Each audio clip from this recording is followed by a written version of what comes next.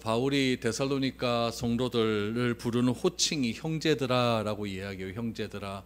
이 바울의 호칭 속에서 우리 바울이 데살로니가 교회 성도들을 어떤 식으로 대하고 있는지, 어떻게 생각하는지가 알 수가 있습니다. 바울은 형제라고 부르는 데살로니가 교회 성도들이 바른 신앙과 바른 믿음 가운데에서 교회에서 참된 신앙을 가지고 생활하기를 소망하고 있습니다. 그러나 어느 시대를 막론하고 자연재해나 전쟁이나 또한 사회적 혼란이 가중될 때에는 종말론적인 이야기가 참 많이 나온다는 것을 알게 됩니다. 오늘날도 그렇지 않습니까? 전쟁이 그치지 않고, 또 최근에는 일본에서 지진과 화산이 막 위협이 많이 있고, 일본 사람들이 피난 간다는 그런 이야기도 듣게 되면은, 또 지금쯤 나오는 이야기가 뭐냐면 주림의 재림에 대한 이야기가 많이 나올 것으로 생각이 됩니다. 이런 현상은요, 초대교회 때도 있었고 중세시대 때도 있었습니다. 어느 시대를 막론하고 시대가 불안전하고 어려움에 닥치면은 항상 이 종말에 대한 이야기가 다양하게 나올 수 있습니다. 이런 이야기가 왜 나오냐면 사람의 능력이 굉장히 제한되어 있고, 사람이 생각하는 그런 인식의 능력이 제한되어 있기 때문에 조금만 특이하고 어려운 일이 일어나게 되면은 잘못된 종말론에 빠질 가능성이 굉장히 크다는 것을 기억해야 됩니다.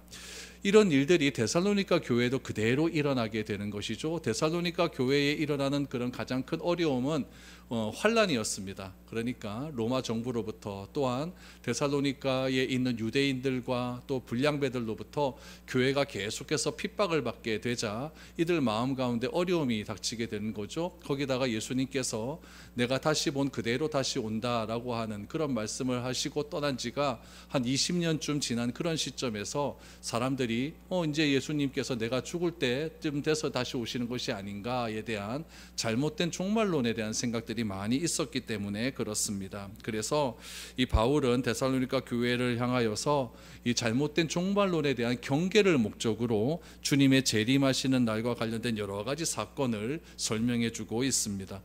여러분, 종말에 대한 순서가 우리 대부분 보면 이런 순서로 이야기를 많이 해요. 제일 첫 번째가 이 세상에 복음이 다 전파된다. 땅끝까지 이르러 복음이 전파된다. 그 다음에 나오는 순서가 뭐냐면, 그렇게 되면 유대인들이 회개를 하게 된다라는 이야기가 나오고요. 그 다음에 대배교와 환란이 일어나게 된다. 예수님은 하나님을 배신하는 자들, 또 환란을 통해서 하나님을 배신하는 자들이 일어나게 되고, 그 다음에 나오는 것이 적그리스도가 등장을 한다.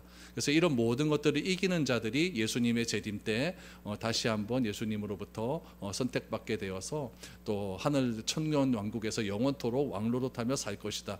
이것이, 이런 순서가 우리가 보편적으로 알고 있었던 종말에 대한 순서입니다.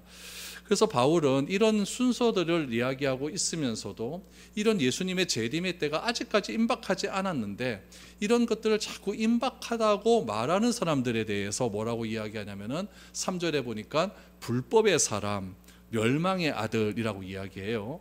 이 불법의 사람, 멸망의 아들을 요한 1서에 보면 요한은 뭐라고 이야기하냐면은 적그리스도다라고 이야기를 합니다. 그래서 오늘 본문에서 말하는 주님이 재림하실 때에 등장하는, 주님이 재림하실 때쯤에 등장을 하게 되는 적그리스도가 도대체 어떤 존재인지를 오늘 본문을 통해서 한번 살펴보았으면 좋겠습니다. 바울이 말하는 적그리스도는 도대체 누구인가 한번 같이 한번 생각을 해보도록 하죠. 우리 1절 2절 말씀이 중요합니다. 한번 보시죠. 형제들아, 우리가 너희에게 구하는 것은 우리 주 예수 그리스도의 강림하심과 우리가 그 앞에 모임에 관하여 영으로나 또는 말로나 또는 우리에게서 받았다 하는 편지로나 주의 날이 이르렀다고 해서 쉽게 마음이 흔들리거나 두려워하거나 하지 말아야 한다는 것이라 라고 말합니다. 지금 바울이 이야기하는 것은 무엇이냐면, 지금 이 첫 출발부터 문장이 시작하는 데부터 문장이 마무리까지 굉장히 길잖아요. 그렇죠? 길기 때문에 말이 좀 어렵습니다. 어려운데 별로 그렇게 어려운 말들은 아닙니다.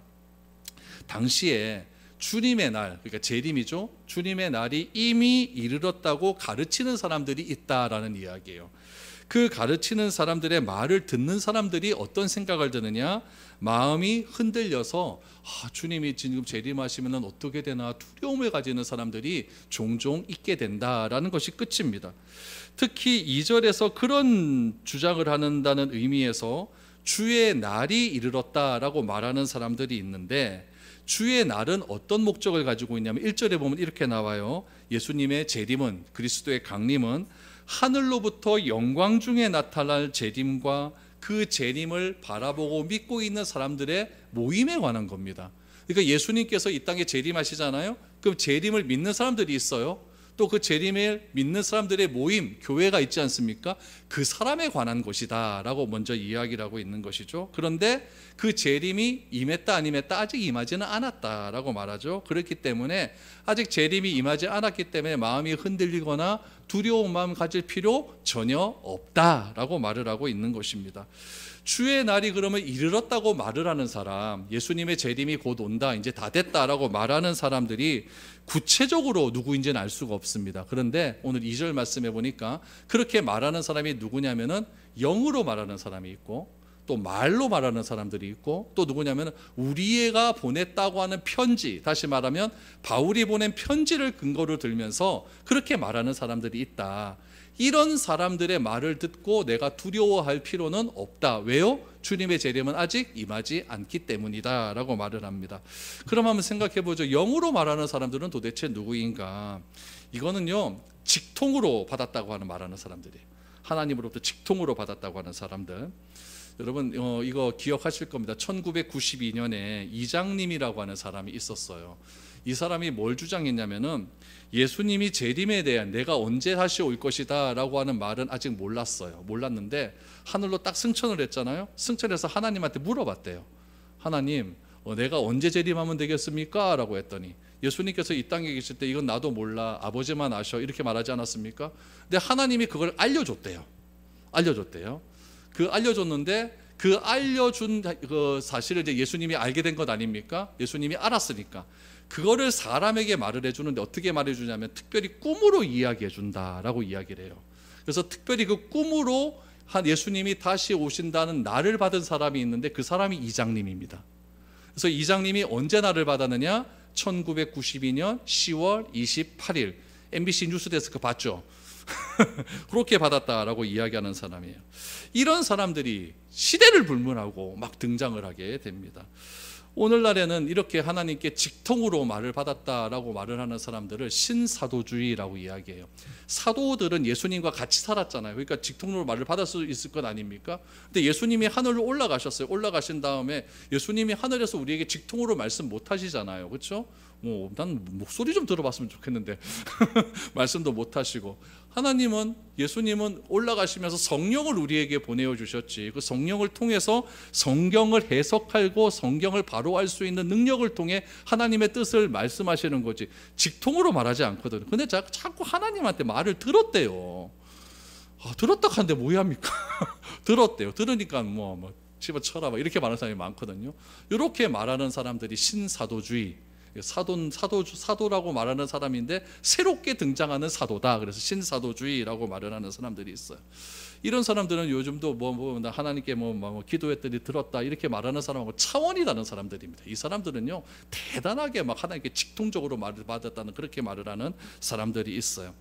이렇게 영적으로 받았던 사람, 영으로 말하는 사람들이 있고, 이런 사람의 말을 듣고 말로서 증거하는 사람들이 있을 것 아닙니까? 설명을 하면서. 그래서 말로 말하는 사람들이 있고, 또 이렇게 돼서도 안 될 것 같으니까 그 당시에 최고 유명했던 신학자이자 선교사이자 목사인 바울을 통해서, 바울이 여러 교회에 편지를 보내지 않습니까? 그 편지를 근거로 해서 예수님의 재림이 다가왔다라고 이렇게 거짓 소문을 퍼뜨리는 사람들이 있다는 이야기예요. 그런 사람들이 불법의 사람이다라고 말을 하는 것이죠. 그런 사람의 말을 듣고 불안해해라, 불안해하지 말아라, 그럴 할 필요 없다. 불안한 사람이 있는데 그렇게 하거나 두려워할 필요가 없다. 예수님의 재림에 관하여서는 예수님께서 영광 중에 재림하셔서 우리 예수님의 재림을 믿는 그 사람들에게 평안을 주고 은혜를 베풀어 주시기 위해 재림하는 것이다. 그게 두렵고한 마음을 주기 위해서 재림하시는 것은 아니다라고 하는 것이 1, 2절의 말씀입니다. 이런 이야기가 바울 시대 때 굉장히 파다하게 퍼져 있었어요. 우리 예를 한번 들어볼까요? 우리 디모데후서 2장 17절 18절.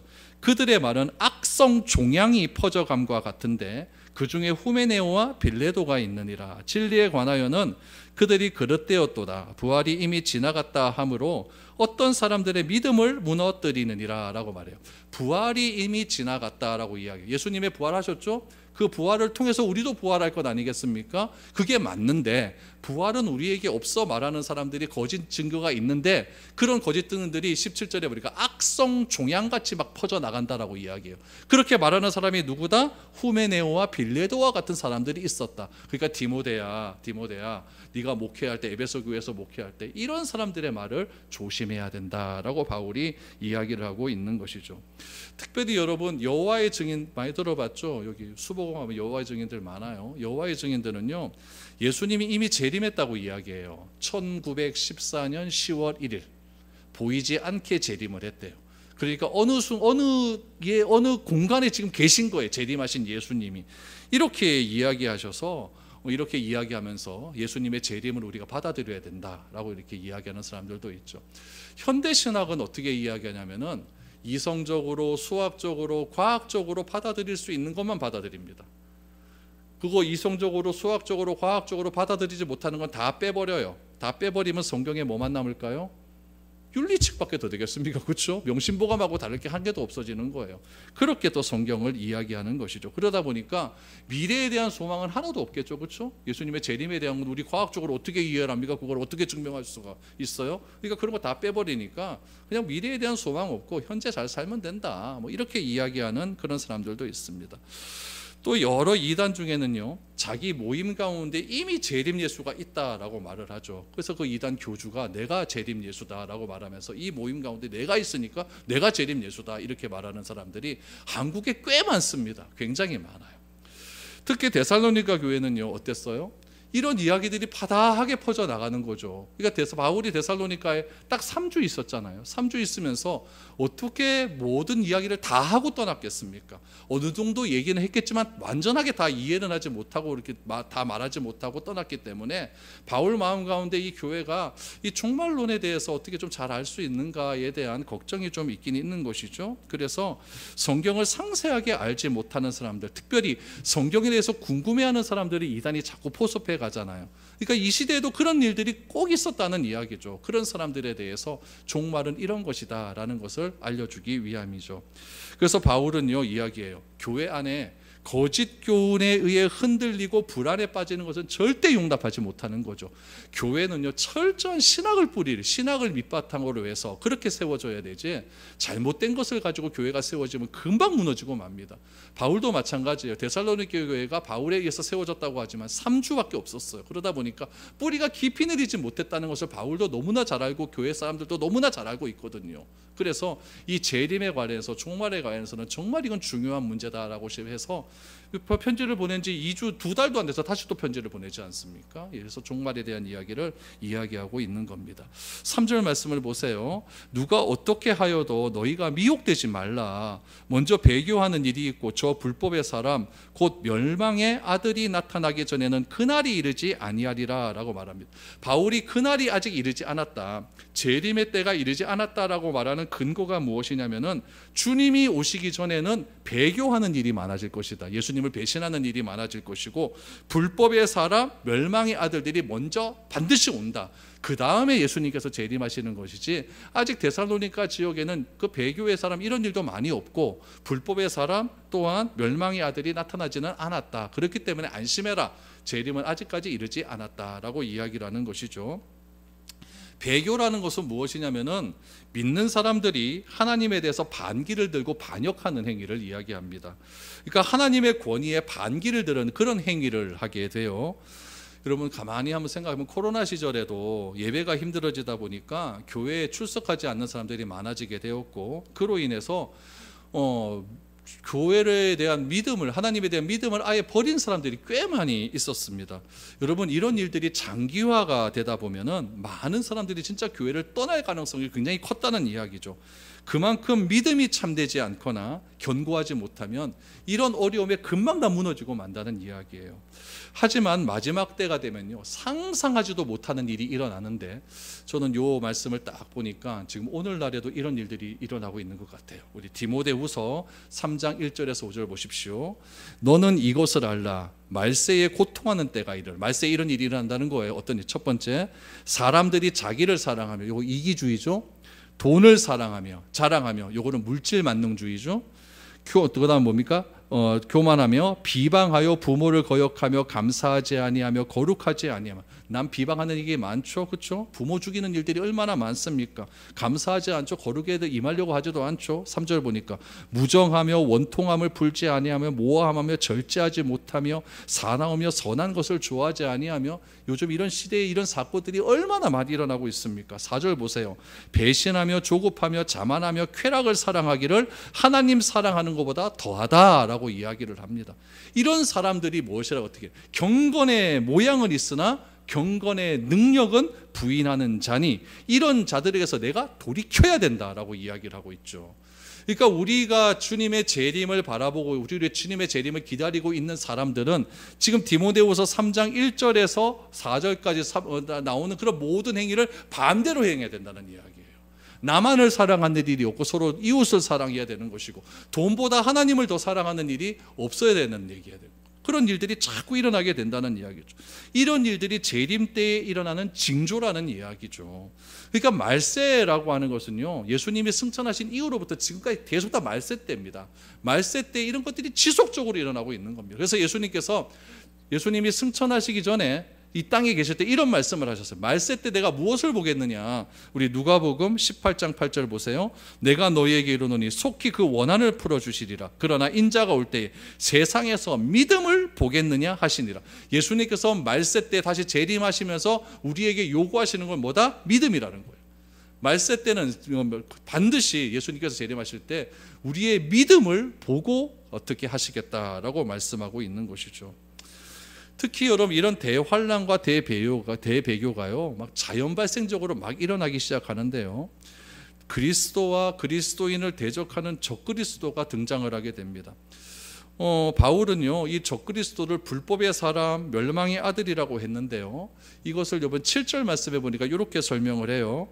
불법의 비밀이 이미 활동하였으나 지금은 그것을 막는 자가 있어 그 중에 옮겨질 때까지 하리라 라고 이야기했고, 5절에 보면요, 내가 너희와 함께 있을 때 이 일을 너희에게 말한 것을 기억하지 못하느냐라고 했어요. 특별히 5절이 중요해요. 5절을 보시면은 편지에는 기록하지 않았는데 바울이 3주 동안 데살로니가 교회에 있었을 때의 실제적인 종말에 대한 가르침을 전했어요. 5절 다시 보시면 내가 너희와 함께 있을 때에 이 일을 너희에게 말한 것이 있다는 거예요. 이것을 너희가 기억하지 못하느냐라고 말하지 않습니까? 그러니까 데살로니가 교회 성도들은 예수님의 재림에 대해서 바울로부터 직접 들었다 안 들었다? 들었어요. 우리는 압니까 모릅니까? 몰라요. 그러니까 데살로니가 교회 성도들은 이 편지를 받아들였을 때 바울이 있었을 때 이런 이야기 했지 기억을 하는 거죠. 근데 우리는 바울로부터 그 이야기를 듣지 않고 바울은 다 안다는 것을 가정해서 편지를 쓰고 있기 때문에 우리는 잘 모른다는 이야기예요. 그러면은 그 바울이 데살로니가 교회 성도들에게 했던 이야기는 무엇인가? 본문을 통해서 그 이야기를 추측할 수는 있다는 이야기죠. 그 이야기가 무엇이냐면 3절에 나타난 불법의 사람, 멸망의 아들, 대적하는 자에 대해서 이야기했을 것이다 라는 것을 추측할 수가 있는 겁니다. 그럼 이 불법의 사람이란 무엇인가? 불법은 뭡니까? 법을 어기는 거죠. 그럼 여기서 말하는 법은 어떤 법을 가리킬까요? 하나님의 법이에요. 그러니까 요 바울이 데살로니가 교회에서 교회를 세울 당시에는요 신약 성서가 존재하지 않았어요. 신약 성경은 300년에 완성이 되거든요. 그러니까 요때 법이라는 건 뭐냐면은 구약 성경을 이야기하는 거예요. 구약의 모세오경 같은 것들, 또 시가서 이런 것들을 이야기하겠죠. 구약 성경의 말씀을 완전히 무시하는 사람들을, 구약 성경의 가르침을 완전히 배교하는 사람들을 불법의 사람이다라고 이야기를 하고 있는 것이죠. 그러면 여러분 보세요. 하나님의 뜻과 의지가 담겨져 있는 법을 거부하고 깨뜨리기 위해서 힘을 애쓰는 사람을 바울은 어떻게 표현하고 있습니까? 불법의 사람으로 표현하고 있는 거예요. 그러니까 여러분 법을 공격한다라고 하는 것은요 우리의 믿는 신앙만을 공격하는 것이 아니라 하나님이 세우신 체제를 공격하는 거예요. 우리나라도 보면 법이라는 게 있잖아요. 법치국가라고 하는 법의 체제 안에서 국가가 이루어졌다는 거 아닙니까? 근데 이 법을 거부한다는 것은 나라의 존재를 거부한다는 얘기거든요. 하나님도 똑같아요. 하나님의 나라는 하나님의 법에 의해서 통치되거든요. 그 하나님의 법이 뭐다? 하나님의 말씀이 이때 당시로 보면 구약 성경이에요. 그 구약 성경의 테두리에 의해서 하나님의 나라가 딱 세워져 있는데, 이 하나님의 법을 무시하고 나는 그것을 난 못 따르겠다고 말하는 것은 하나님의 세우신 원리와 체제를 부인하는 사람들을 의미한다라는 것을 알게 되는 것이죠. 오늘날 세계 여러 나라에서 이런 일들이 일어나요. 무슬림들이 통해서 막 사람들이 막 죽어져 가고, 아프리카에서 얼마나 예수 믿는 사람들이 죽어져 가고, 잘못된 신학으로 어떤 아프리카의 어떤 목사는요, 자기가 부활하겠다고 해서 땅을 파묻었어요. 산 사람을요. 3일 만에 다시 꺼내라 그랬어요. 살았을까 죽었을까요? 죽은 시체가 끄집어 나왔어요. 이렇게 대도 않은 그 신학을 가지고 말하는 사람들이 있고, 하나님을 믿는 사람 뱀에 물려도 살아난다 익혀버리니까 독사에다 이제 물어서 물리고 막 죽어요. 그런 사람들이. 이렇게 잘못된 신학을 가지고, 잘못된 성경 해석을 가지고 나가는 사람들이 어떤 사람이다? 불법의 사람이라는 이야기예요. 이런 사람들이 많이 등장을 하게 될 것이다 라는 이야기죠. 두 번째는 뭐냐? 멸망의 아들이에요. 멸망의 아들. 멸망의 아들이 가지고 있는 뜻은 무엇이냐면은 파멸할 운명을 가진 자예요. 멸망이라니까 파멸할 운명을 가진 사람들이에요. 멸망의 아들이 등장을 해서 세상을 유혹하고 믿는 자들을 박해하는 일에 주도를 하는 사람들입니다. 그런데 한 가지 우리가 위로가 되는 것은 무엇이냐면은 파멸할 운명을 가졌으니까 이들은 결국에는 어떻게 되냐? 말 그대로 그들은 그리스도에 의해서 멸망이 될 것이다 라는 것을 알게 됩니다. 또 마지막 보니까 대적하는 자예요. 4절에 보니까 대적하는 자가 나와요. 4절을 보십시오. 그는 대적하는 자라 신이라고 불리는 모든 것과 숭배함을 받는 것에 대항하여 그 위에 자기를 높이고 하나님의 성전에 앉아 자기를 하나님이라고 내세우느니라 라고 말을 해요. 한번 보세요. 대적하는 자가 어떤 사람이냐? 세상에서 신이라고 불리는 것 있습니까? 없습니까? 많아요. 많아요. 우리나라 한옥집에 이게 기둥이 있지 않습니까? 그것도 신 아니었습니까? 다 문지방도 신이고. 그래서 건너지도 못해요. 그거를요. 밟으면 우리 할머니한테 큰일 났습니다. 우리 할머니 권사였는데 그거 밟으면 막 뭐락했어요.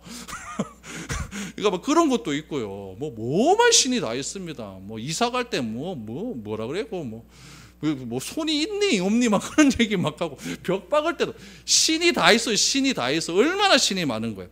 근데 대적하는 자는 세상의 신이라고 불리는 거, 세상에서 숭배의 대상보다, 세상에서 숭배하는 것보다 내가 그 위에 또 올라가 버리는 거예요. 그럼 내가 뭡니까? 신 위에 신이 되는 거죠. 그래서 삼위일체 하나님을 대적하고 대항하여서 자기를 하나님보다 더 높은 숭배의 대상으로 만드는 존재가 등장을 한다는 거예요. 이스라엘 역사를 보면요, 기원전 169년에요 시리아 왕이 있어요. 시리아에 안티쿠오스라고 하는 왕이 있었는데, 그 왕이요, 우리 성전에 보면 대제사장만 들어갈 수 있는 지성소가 있습니까? 그곳을 들어가 버립니다. 들어가 버려요. 이건 하나님을 굉장히 모욕하는 행위거든요. 그 지성소는 대제사장도 들어갈 때 자기가 몸을 깨끗하게 하고 정결하게 하고 죄를 씻은 상태에서 들어갈 수가 있는데, 이방의 왕이 거길 들어가 버리는 거예요. 또 BC 168년에는요 번제단에다가, 우리 성전에 보면 번제단이 있어요. 그 번제다가 제우스 신상을 세워버립니다. 제우스 신상을 세워버리고 그 번제단에다가 뭘로 제물을 바치냐면 돼지를 제물로 바쳐버립니다. 이런 일들이 있었어요. 주 63년에는요 폼페이의 장군도요 지성소로 들어가는 일이 있었습니다. 그러니까 이런 역사적인 사건을 보면요, 내가 하나님의 성전에 들어가서 하나님보다 내가 더 우위에 있다는 것을 증명하려고 하는 사람들이 세계 역사 속에, 특별히 이스라엘 역사 속에 굉장히 많이 있었다는 것을 알 수가 있는 것이죠. 데살로니가 후서가 언제 기록되었냐면요 AD 52년 53년경에 기록이 되었습니다. 그렇다 보면은 기원전 169년이나 168년에 기록된 것은 이전의 일이라 할지라도 AD 63년에 이런 폼페이 장군이 기록된 것은 진짜 그 미래의 일들 아니겠습니까? 미래의 일들이에요.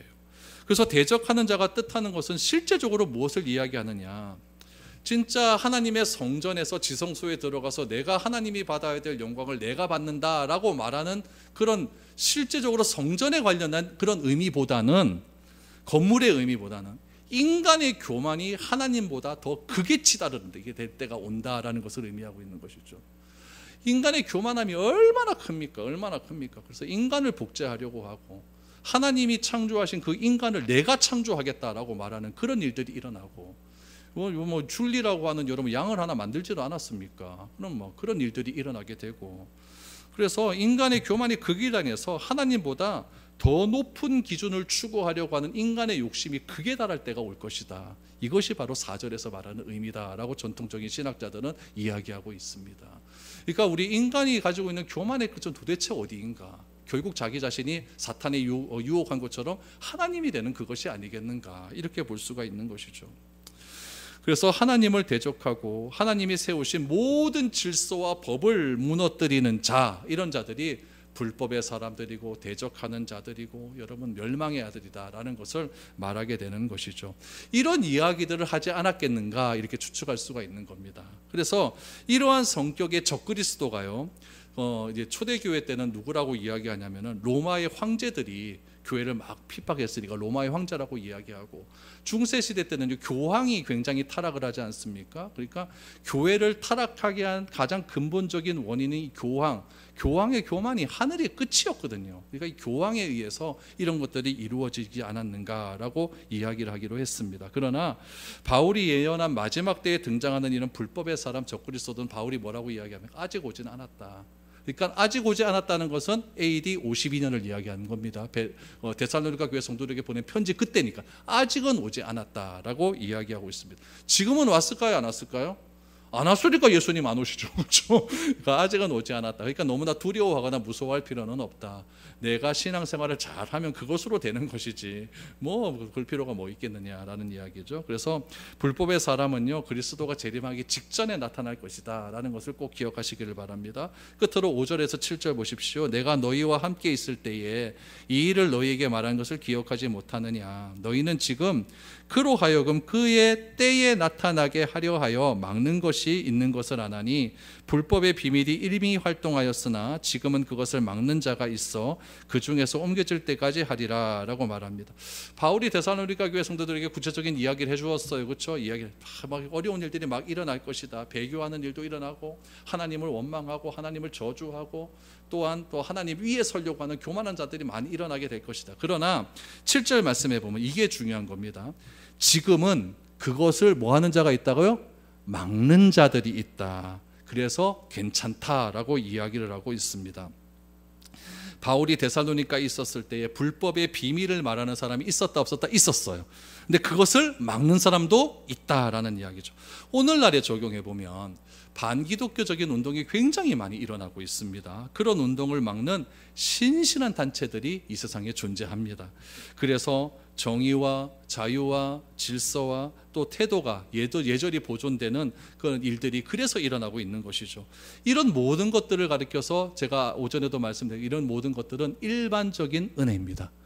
그러니까 불법의 사람들이 일어나는데 이것들 막는 사람이 있음을 통해서 이 지구상에 사는 모든 사람들이 그것에 대한 혜택을 누리고 있으니까 일반적인 은혜라는 이야기죠. 그래서 하나님께서 모든 사람에게 베풀어 주시는 일반적인 은혜가 지금도 존재하기 때문에 불법의 사람이 본격적으로 활동하지는 못하고 있다라고 알 수 있습니다. 그러나 마지막 때가 되면 예수님의 재림 전에 불법의 사람이 나타나게 된다라는 것이 바울의 권면입니다. 그럼 우리가 살아가는 이 시대는요, 자신이 하나님보다 더 높은 위치에 올라가서 사람을 속이려고 하는 사람들이 굉장히 많이 있습니다. 그러나 그것을 막는 자들이 있습니다. 누굴 것 같아요? 저는 그것이 교회라고 생각을 합니다. 교회가 얼마나 세상에 불법한 사람들을 막고 있습니까? 이단이 출현할 때마다 그것을 막고 이단의 잘못된 것들을 전포하면서 그렇게 하나님의 그리스도의 참된 복음을 증거하기 위해서 자기의 목숨과 자기 생애를 바치면서 열심히 사역하는 그런 교회들이 존재하기 때문에 우리가 이처럼 자유롭게 예배드릴 수가 있고 하나님의 말씀을 신실하게 들을 수가 있는 것입니다. 여러분, 저는 교회가 정말 바른 믿음, 바른 말씀, 바른 성경을 전해야 된다고 생각하는 사람입니다. 이 강단이 절대로 타락해서는 안 돼요. 이 강단은요, 교육을 하는 것도 아니고 이 강단은요, 신앙 강좌를 하는 곳이 아니에요. 하나님의 말씀을 전하는 이 강단은 온전히 하나님의 바른 말씀만 전해야 되고 바른 신학과 바른 가치 위에 하나님의 말씀이 오늘날 어떻게 적용되어지는지를 우리들에게 잘 전달할 수 있는 곳이 이 강단이어야만 이 불법의 사람들이 이 시대에 더 이상 활동하지 못하고 막을 수 있는 방파제 역할이 될 수가 있는 겁니다. 바라건대 저는 이 미래로 교회가 구원의 방주가 되기를 원합니다. 그래서 구원의 방주 안에 들어오는 많은 사람들이 살아 숨쉴 수 있는 것처럼 이 구원의 방주를 통하여서 하나님의 놀라운 살아 역사하심들이 많이 증거될 수 있었으면 좋겠습니다. 성경 중심의 신앙생활을 하시기 바랍니다. 하나님 중심의 신앙생활을 가져서 스스로 자기를 높이려고 하는 자들의 속임수에서 벗어나 온전히 그리스도의 참된 진리만 증거하며 나아갈 수 있는 저와 여러분들의 삶이 될 수 있기를 축복드립니다.